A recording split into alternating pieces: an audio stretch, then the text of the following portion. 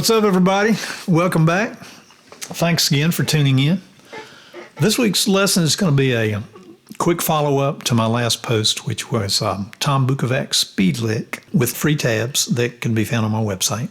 Basically what that does, it takes this pentatonic lick that Tom plays, and I showed you how to do it on all 5 pentatonic patterns. I've only ever seen Tom do it on the first pattern here in the minor pentatonic.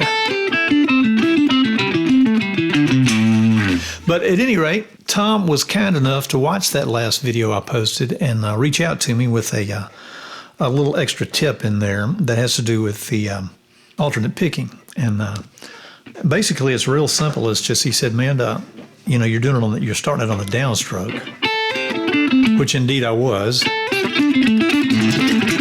because that just always seemed easier to me. Start something on the downstroke, but he says that man, you'll really get the speed up quicker if you start on the upstroke. And I didn't bother to ask him why. If anybody out there has any idea why this is the case, please reach out to me. Let me know in the comments, or you can reach out to me on my website too, chuckjonesmusic.com.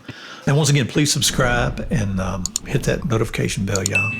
And if you got a minute, like the videos, man. That helps out a lot, or so I hear. So Tom swears that starting on that upstroke as opposed to the downstroke makes it a lot easier to get up to speed. I believe he's right, because I've been doing it that way since he mentioned that, and it's really helped out. So I'm trying to figure out why. The best explanation I've been able to come up with so far is that starting with that upstroke on the little E string, that gets you your hand already headed towards that B string, which is your next target, right? So then you go down and up on the B string, and that gets you going towards the G string, and then you get a little above that. Then down up on the G string has you headed towards that D string that you hit a downstroke with. And then that gets you going back up, or back down rather, towards your B string, which is your next target. Then you continue on down, up, down, get you all the way going towards the G string, which is the last sextuplet. And you end on an upstroke.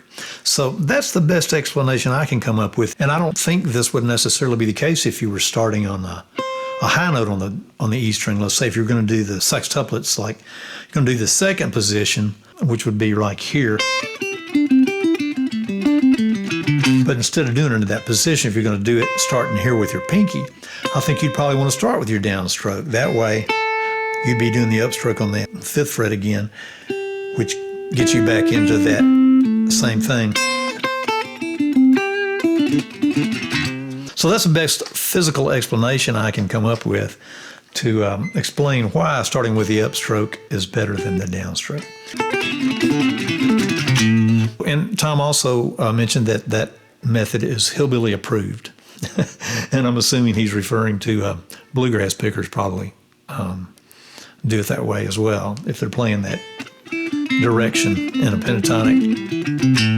So like I say, I'm just real curious to know if there's some reason why that is. Somebody please reach out and let me know. So start with the upstroke instead of the downstroke, like I was doing in the video last week. So another tip that Tom had was, and he mentioned this in his video talking about this a couple of years ago, was that you want to use the shoulder of your pick and not the pointy end. So basically you just turn your pick like that, or I do, and use the shoulder. And also you want to angle the pick. And the best way I've found to do that, and I've seen guys do this online, is that you just bend your thumb knuckle there like that, and that automatically spins your index finger up under it. And that way you just kind of have like a, you know, a little, you get a lot better motion on it. You know, if you got the pick just perpendicular to the string, it's harder to get it past the string because there's more resistance. So by turning it like that, it just provides less resistance with each pick stroke. So play with the shoulder of the pick and angle the pick at about a 45-degree angle. And one thing you might do in rehearsing this, guys, is just try one string, you know. Start on your E string, you know, and just kind of get your pick get your pick motion going. I've seen Brian Sutton talk about this on a G string, like on talking about bluegrass, and he just basically says just start on that string and just get it going to where you can get the tone and the technique consistent. And that gets me to another thing, which is your right hand motion. I mentioned in my last video, you don't want to use your arm, you want to use just your wrist, and it's kind of like a twisting thing like that. And when I practice this lick slowly, I kind of exaggerate that.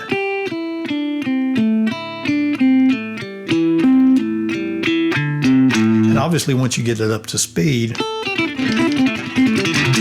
those motions are a lot more condensed. They're a lot more contracted or shorter, let's say. But you want to get to where you can just, you can do that all day long. Whereas if you got your arm and your elbow in it, you're going to wear out real quick. So use your wrist when you're doing that motion instead of your arm. And then one more thing I've had a couple of people ask about is anchoring. Do you anchor your right hand somehow? And this is one area where I just say whatever works for you. Through the years, and I've been playing guitars for a lot longer than I care to admit, and I've gone back and forth different anchor points with, and it depends on the style you're playing as well. I play a little classical guitar, and I'll do some stuff with that here before too long, but, when I'm playing classical guitar, I use more of the correct technique for classical guitar, which I learned as a teenager, which is,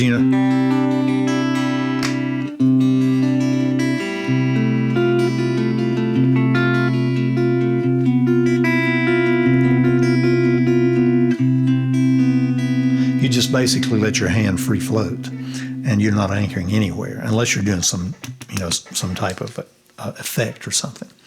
But as for electric and acoustic steel string guitar, I've gone back and forth. I know a buddy of mine from Memphis just reached out after my last video and said, man, do something about hand anchoring, because he said I tend to anchor my hand on the strings.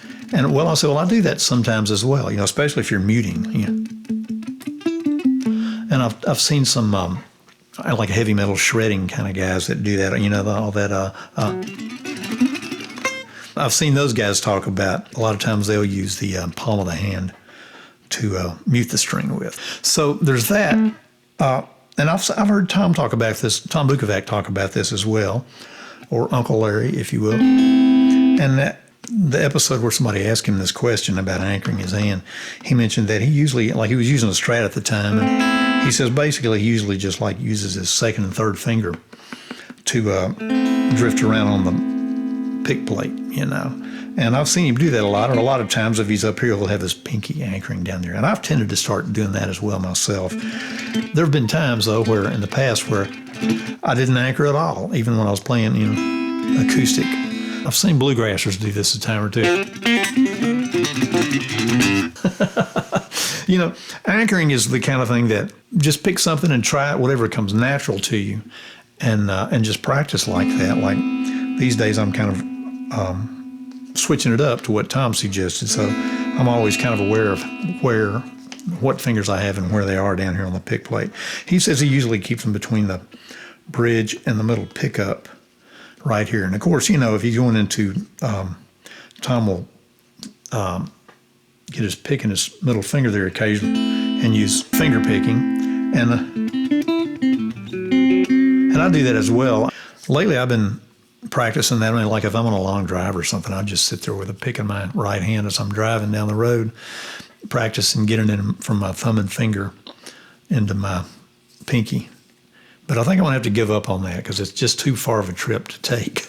And it's so much easier to get it into that middle finger. So I would suggest that maybe you just lose the middle finger as far as being able to use it to pick with then. So you've got your thumb, your ring, and your index and your ring. So that's about it, guys. Be sure to just do those sextuplets, those speed picking licks on those pentatonic, starting with the upstroke on the little E string. Even going up.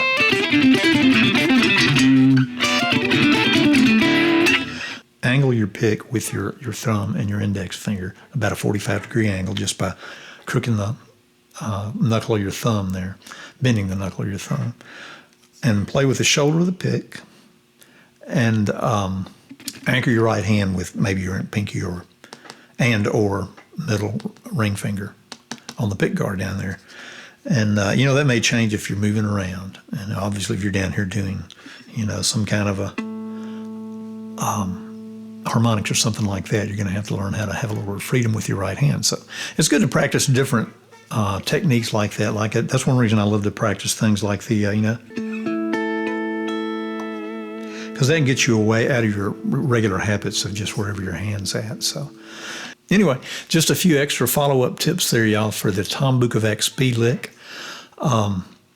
And don't forget to go to my website, chuckjonesmusic.com, and download the free tablature there for all 5 pentatonic positions of the lick.